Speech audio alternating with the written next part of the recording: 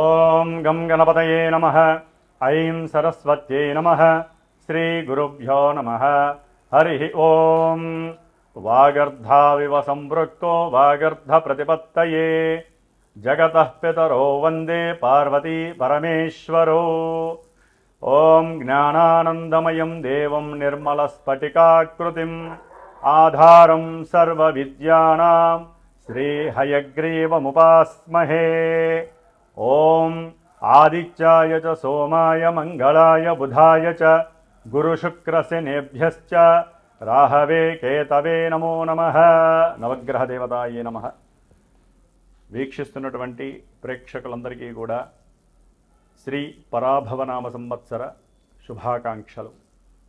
ఈ అంతరిక్ష జ్ఞానాన్ని ప్రసాదించినటువంటి మా యొక్క గురుదేవతలకి అట్లాగే పార్వతీ పరమేశ్వరులకి కూడా నవగ్రహాలకి నమస్కరిస్తూ, మరి ఈ పరాభవనామ సంవత్సరంలో మానవాళందరికీ కూడా, జీవరాశులందరికీ కూడా ప్రకృతి ద్వారా ఎన్నో విశేషమైనటువంటి శుభాలు జరగాలని, ఆయుర్వృద్ధి, ఆరోగ్యము, ఐశ్వర్యవృద్ధి జరగాలని, అనుకున్న ప్రతి కార్యక్రమం కూడా మానవాళికి శుభప్రదం కావాలని, అట్లాగే ఈ పరాభవనామ సంవత్సరంలో మరి నవనాయకుల్లో చూసినట్లయితే మనకి రాజుగారిగా గురుడు ఉండటం, ఆ గురుడికి రాజు పదవి లభించటం, అట్లాగే కుజుడికి మంత్రి పదవి, సేనాధిపతిగా చంద్రుడికి, అట్లాగే మేఘాధిపతి అర్ఘాధిపతిగా కూడా చంద్రుడికి 3 పోర్ట్ఫోలియోస్, అట్లాగే శుక్రుడికి 1 పోర్ట్ఫోలియో, బుధుడికి 1 పోర్ట్ఫోలియో లభించినాయి. శని భగవానుడికి మాత్రము ఎటువంటి అధికారము లభించలేదు. ఏది చూసినా కూడా నవనాయకుల్లో విశేషముగా ఎక్కువ మందికి శుభగ్రహాలకి ఆధిపత్యం లభించటం వలన శుభాలే కలగటానికి అవకాశం ఉంది. అట్లాగే వర్షలగ్న కుండలి ప్రకారము మీనలగ్నమైంది, జగర్లగ్న కుండలి ప్రకారము మిథున లగ్నమైంది. కాబట్టి ఈ అధిపతులు పరంగా చూస్తే కనుక బుధగురుడు కాబట్టి ఎవరైనా సరే మన యొక్క ప్రపంచంలో మన దేశాలని, రాష్ట్రాలని పరిపాలించేటటువంటి నాయకులందరూ కూడా అఖండమైనటువంటి జ్ఞానశక్తిని పెంచుకొని, బుద్ధిని, వాక్కుని జాగ్రత్తగా సంభాషణ చాతుర్యంతో మాట్లాడుకొని, ఎటువంటి యుద్ధాలు, భయాలు కూడా దేశంలో ఉన్నటువంటి, ప్రపంచంలో ఉన్నటువంటి జీవరాశులకి కానీ మానవాళికి కానీ ఎటువంటి అవరోధాలు, ఆటంకాలు కలగకూడదని మనందరం కూడా ఆ సుబ్రహ్మణ్యేశ్వరుణ్ణి ప్రార్థించిస్తూ, ఈ ఉగాది పర్యంతము కూడా దాదాపుగా జూలై ఎండింగ్ వరకు కూడా కాలమాన చక్రంలో సింహరాశిలో ఉన్నటువంటి కేతువు, కుంభరాశిలో ఉన్నటువంటి మరి రాహుగ్రహాల మధ్య గ్రహాలన్నీ కూడా కాలసర్పయోగ దోషాన్ని విలోమ పరంగా అనుభవిస్తున్నాయి.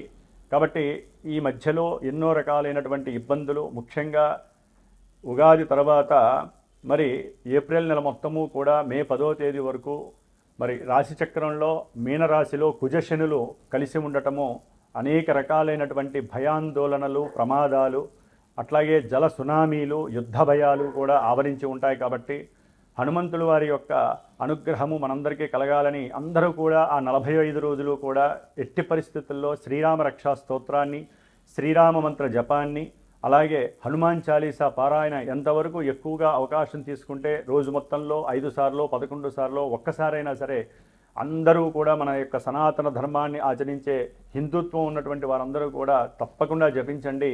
సమస్త మానవాళికి, జీవరాశులకి, ప్రకృతికి ఎటువంటి విరోధాలు కలగకుండా రాజులందరూ కూడా సుభిక్షంగా ఆలోచిస్తూ మనందరినీ కూడా కాపాడే శక్తిని హనుమంతుల వారు ప్రసాదిస్తారు.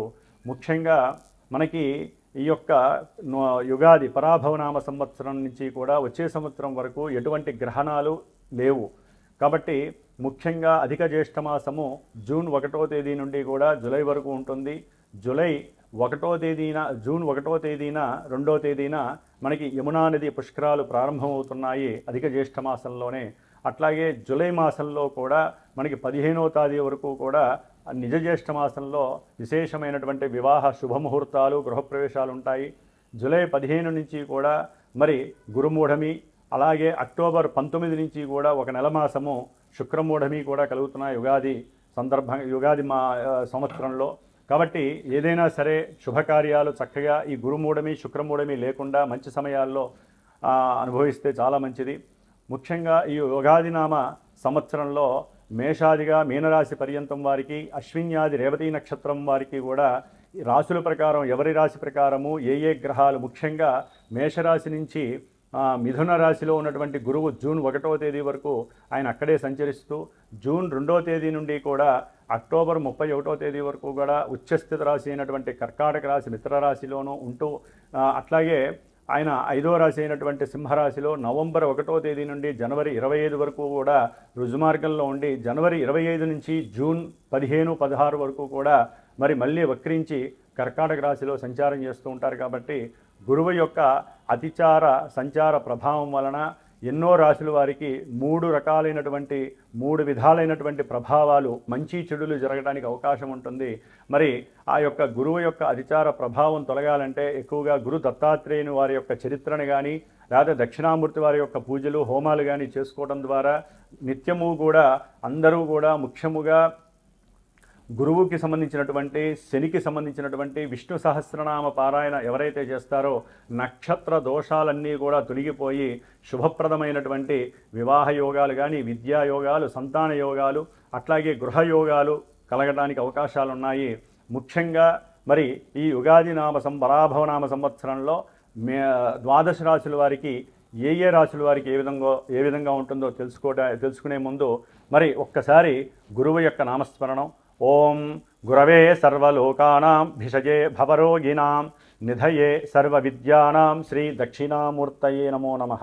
తులారాశి శ్రీ పరాభవనామ సంవత్సరంలో తులారాశి వారికి ఆదాయ వ్యయాలు, రాజపూజ్యము, అవమానాలు ఏ విధంగా ఉన్నాయి, అసలు ఈ సంవత్సరాంతము కూడా మరి ఎక్కువగా ప్రభావితం చేసేటటువంటి గురువు, శని, రాహుకేతువులు ఎక్కడ ఏ రాశుల్లో ఉంటూ వీరికి శుభాలని ప్రసాదిస్తున్నారో తెలుసుకునే ముందు ముఖ్యంగా తులారాశిలో ఉండేటటువంటి నక్షత్రాలను కనుక మనం చూసుకున్నట్లయితే చిత్తా నక్షత్రము 3, 4 పాదాల వారు, స్వాతి నక్షత్రము 1, 2, 3, 4 పాదాల వారు, అట్లాగే విశాఖ నక్షత్రము 1, 2, 3 పాదాల వారు. ఈ నక్షత్ర సముదాయంతో కూడినటువంటి తులారాశి వారికి అత్యున్నతమైనటువంటి, అత్యద్భుతమైనటువంటి సమయంగా భావించాలి. ముఖ్యంగా వీరికి ఈ సంవత్సరంలో ఆదాయాన్ని చూసినట్లయితే 5, వ్యయం 14గా సూచిస్తోంది, రాజ్యపూజ్యం 6, అవమానం 3గా సూచిస్తోంది. కాబట్టి గౌరవ మర్యాదలు పెరుగుతున్నాయి, ఏడ్చే వాళ్ళ పరిస్థితి తగ్గుతుంది. ఎందుకంటే వీరు ఎంత కష్టపడతారో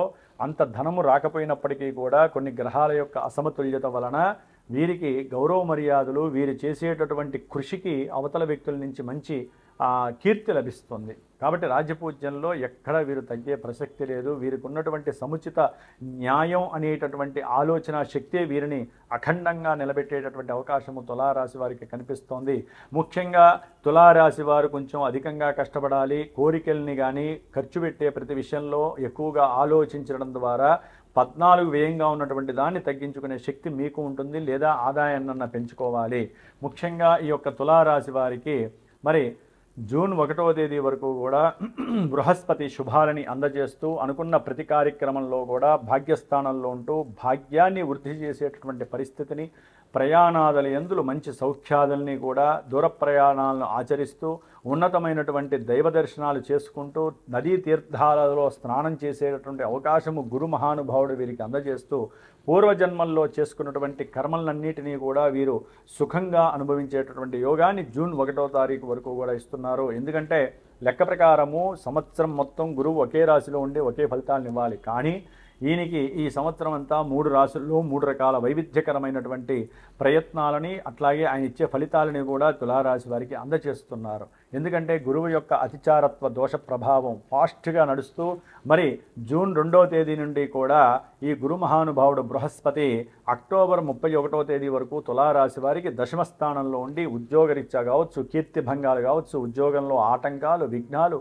చేసే ప్రయత్నాలన్నింటిలో కూడా ఇబ్బందులు, ఏదైనా గృహం కట్టాలన్నా, లేకపోతే విద్యలో ముందుకు వెళ్ళాలన్నా, ఉన్నత విద్యాలయాలకి ప్రవేశాలు పెట్టుకోవాలన్నా, ఏది చేయాలన్నా కూడా సౌకర్యవంతం లేక ఉన్నతమైనటువంటి ఆర్థిక స్థితి లేక చేసే ప్రయత్నాల్లో అభీష్టము నెరవేరక అక్కడి దాకా వెళ్ళటం, మళ్ళీ వెనక్కి రావటం, ఇవన్నీ కూడా గురుడు 10వ స్థానంలో ఉండి వారికి కలగాల్సినటువంటి వృత్తి ఉద్యోగ వ్యాపారాల్లో ప్రయాణాదుల్లో కాస్త ఆటంకాలను కలిగజేసే పరిస్థితుల్లో ఉన్నాడు. కాబట్టి వారు అక్టోబర్ 31వ తేదీ వరకు కూడా గురుగ్రహ స్తోత్రాన్ని ఎక్కువగా పారాయించండి. ఓం బృహస్పతయే నమః, ఓం బృహస్పతయే నమః అని నిత్యము ఒక 160 సార్లన్నా ఆ జపాన్ని చేసి వెంటనే గురు దక్షిణామూర్తి స్తోత్రాన్ని ఎవరైతే చేస్తారో ఆ సమయంలో ఉన్నత విద్య, ఉద్యోగము, సంతానము, కార్య ఆనుకూలత కలగటానికి ఒక రహదారి వేసుకున్నట్లయితే ఆ సమయంలో వీరికి గురువు యొక్క చారత్వం మళ్ళీ నవంబర్ 1వ తేదీ నుండి ఫిబ్రవరి 1వ తేదీ వరకు కూడా వీరికి లాభస్థానమైనటువంటి సింహరాశిలోకి వచ్చినప్పుడు ఉద్యోగంలో వెంటనే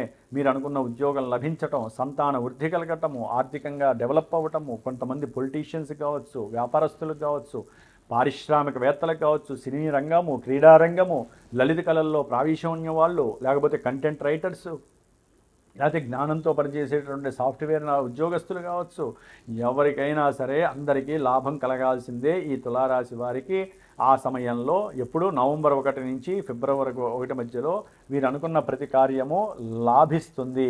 చేసేటటువంటి ప్రతి ప్రయత్నంలో సఫలీకృతం మెండుగా ఉంటుంది.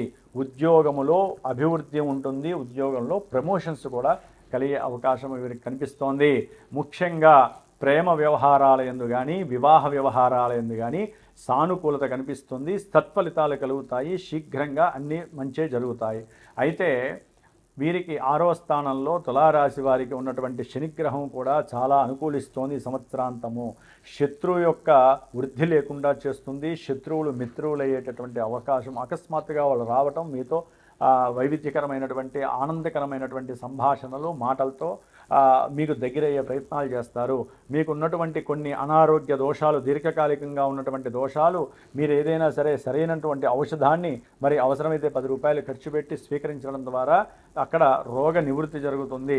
అట్లాగే ఏదైనా రుణాలు కనుక చేసి ఉన్నట్లయితే ఆ రుణాలు కూడా విముక్తి కలిగి చక్కటి అనుకూలమైనటువంటి ప్రాప్తి కలుగుతుంది. దానికి ఒకటే మంత్రము రుణ విమోచన మరి లక్ష్మీ నృసింహ స్తోత్రం అని ఉంటుంది. దాని కనుక చదివినట్లయితే శని శాంతింపబడతాడు, చక్కగా ఆయన అనుకూలిస్తాడు.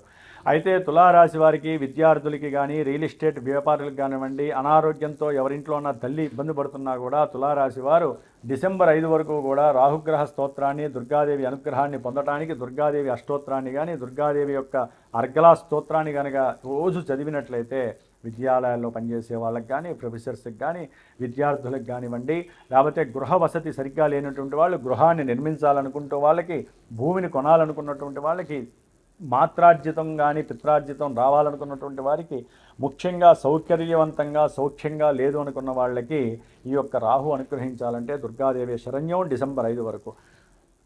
అంటే ముఖ్యంగా డిసెంబర్ 5 నుంచి కూడా తులారాశి వారికి ఈ యొక్క విద్యపరంగా ఇవన్నీ కూడా సమస్యలు వస్తాయి. కానీ ఈ యొక్క సంవత్సర ప్రారంభం నుంచి కూడా డిసెంబర్ 5 వరకు కూడా సంతానపరమైనటువంటి సమస్యలు రాహు వల్ల కలుగుతున్నాయి తులారాశి వారికి. ఎందుకంటే డిసెంబర్ 5 వరకు పంచమ స్థానమైనటువంటి కుంభరాశిలో రాహు ఉండడం ద్వారా వీరు అనుకున్నటువంటి కొన్ని ఏకాగ్రత లోపం వలన కావచ్చు, లేకపోతే వీరు షేర్స్లోనో, లేకపోతే వ్యాపార రీత్యా స్పెక్యులేషన్సో, లేకపోతే స్టాక్ మార్కెట్లోనో ఎక్కడో అక్కడ ధనాన్ని పెట్టుంటే కనుక అవి రావడానికి కూడా అవకాశాలు ఉన్నప్పటికీ వీరు దుర్గా హోమాన్ని కానీ, లలితా హోమాన్ని కానీ, లేదా చండీ హోమాన్ని కనుక ఆచరించినట్లయితే తప్పకుండా నష్టపోకుండా లాభపడడానికి అవకాశం ఉంటుంది. లేకపోతే నష్టపోయి రుణవృత్తి కలగడానికి అవకాశం ఉంటుంది. సంతానపరంగా ఎవరైనా, ఎందుకంటే తులారాశి వారికి సంతాన స్థానంలో ఉన్నటువంటి ఈ రాహువు సంతాన నష్టాలని కూడా కలుగజేసే అవకాశం ఉంటుంది. జాతకంలో కూడా ఇలాగే కనుక రాహుకేతువులో కుజుడో రవి ఉన్నట్లయితే సంతాన విహీనత కలుగుతుంది, గర్భవిచ్చిన దోషాలుంటాయి. కాబట్టి వీరు తప్పకుండా సుబ్రహ్మణ్య పాశుపత హోమాన్ని రాహుకేతువులకి జపం చేయించండి. లేదా కొంతమంది ఏదైనా వ్యాపారంలో లాభం పొందాలన్నా, అట్లాగే ప్రేమికులు ఎవరైనా సరే ఇష్టపడ్డ వాళ్ళు పెళ్లి చేసుకోవాలనే సంకల్పం ఉన్నా అక్కడ కూడా వారికి ఎన్నో ఎదురు దెబ్బలు కలిగే అవకాశం ఉంటుంది. కాబట్టి వారు కూడా తప్పకుండా దుర్గాదేవిని ఆరాధించండి, అలాంటి హోమాల్లో పాల్గొనే ప్రయత్నం చేయండి. ఏదేమైనప్పటికీ కూడా ఈ యొక్క తులారాశి వారికి మరి డిసెంబరు డిసెంబర్ 5 తర్వాత కేతువు లాభస్థానంలోంచి దశమ స్థానంలోకి వెళ్ళినప్పుడు చక్కటి ఉద్యోగ పదవి బాధ్యతలు స్వీకరిస్తారు. అన్ని విషయాలలో కూడా కీర్తి ప్రతిష్టలు లభిస్తాయి. వీరి ఉద్యోగంలో కానీ వృత్తిలో కానీ వీరికి ఉన్నటువంటి పలుకుబడి కానీ కుటుంబంలో కానీ గృహంలో కానీ కాస్త కీర్తి సౌకర్యవంతంగా వాహనపరమైనటువంటి విషయాలలో అనుకూలమైనటువంటి నిర్ణయాలు తీసుకోవడం జరిగే అవకాశం ఉంటుంది. అట్లాగే గురువు యొక్క అధిచారత్వ ప్రభావము వీరికి మనం చెప్పినట్లుగా దాదాపుగా జూన్ 1 వరకు బాగుంది. నవంబర్ 1 నుంచి ఫిబ్రవరి వరకు కూడా బాగుంటుంది.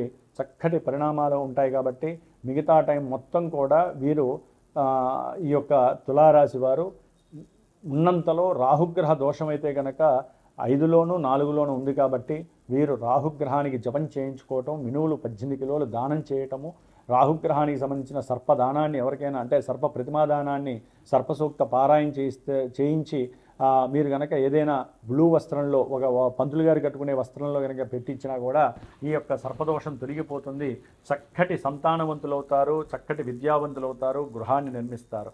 కాబట్టి ఏదేమైనా కూడా గోచారంలో గ్రహస్థితులు కొంతవరకు మానసికమైనటువంటి పరిస్థితుల్ని ఎదుర్కొనేటి చేస్తే కానీ ఎవరైతే జన్మజాతకం అనేటటువంటి ఉంటుందో వారికి లగ్నము దశలు అంతర్దశలు చక్కటి ప్రభావాలను ఇస్తాయి. వివాహ విషయం కావచ్చు, ఉద్యోగ విషయం కావచ్చు, దాంపత్య అనురాగం కావచ్చు, సంతానము లేకపోతే విద్య యందు అభివృద్ధి ఉంటుందా, ఉన్నత విద్యలు చదువుతారా, విదేశాలకు వెళ్తారా, లేకపోతే ఉద్యోగం ఎప్పుడు వస్తుంది, ఉద్యోగం ఎందుకు రావట్లేదు, ఆటంకాలు ఎందుకు కలుగుతున్నాయి, ఉన్న ఉద్యోగంలో ఎందుకు టెన్షన్స్ ఎక్కువగా ఉన్నాయి, ఇవన్నీ జన్మజాతకమే తెలియజేస్తుందండి. కాబట్టి జన్మజాతకం చాలా గొప్పది. చాలామందికి తెలియక గోచారమే జాతకం అనేసుకుంటున్నారు. కాబట్టి జాతక విశేషాలు చాలా గొప్పగా కలుగు చేస్తాయి. అసలు దశలు అంతర్దశలు అయితే మీ మనసులో ఏముంది, మీరు ఏం చేస్తున్నారో కూడా తెలియజేసే అవకాశం ఉంటుంది కనుక. కాబట్టి చక్కగా ఈ సంవత్సరంలో అందరూ కూడా తమ గృహంలో ఉన్నటువంటి సభ్యులందరికీ కూడా జన్మజాతక పర్యవేక్షణ చేయించి, ఎందుకంటే ఒక్కొక్కరికి ఒక్కొక్క కర్మస్థితి ఉంటుందండి. భార్యాభర్తలకి ఒక కర్మస్థితి ఉంటుంది, చదువుకునే వాళ్ళకి ఒక కర్మ ఉంటుంది, ఉద్యోగం చేసే వాళ్ళకి ఒక కర్మస్థితి ఉంటుంది. కాబట్టి ఎవరి జాతకం వాళ్ళది ఉండేది ఒకే ఇంట్లో ఉంటారు, కానీ ఎన్నో రకాల కర్మలను అనుభవిస్తూ ఉంటారు. కాబట్టి ఎవరి జాతక పర్యవేక్షణ వారే చేయించుకోండి. చక్కని గురువులతో సంప్రదించండి. మీకు నచ్చినటువంటి మనసుకి నచ్చినటువంటి గురువుల్ని నమ్మండి. వారితో చక్కగా మీ యొక్క జన్మజాతక విశ్లేషణ చక్కగా తృప్తిగా తెలుసుకోండి. అట్లాగే కొంతమందికి నక్షత్రాలు ఉండవు, రాశులు తెలియవు, జన్మజాతకము తెలియదు పాపం. అలాంటి వాళ్ళు గురువులతో మాట్లాడినప్పుడు ఎవరైనా సరే మీరు గురువుని సంప్రదించినప్పుడు ఆ సమయంలో ఉన్నటువంటి లగ్నము, ఆ సమయంలో ఉన్నటువంటి గోచార స్థితి కూడా మీ మనసులో ఏమున్నాయో తెలియజేస్తాయి.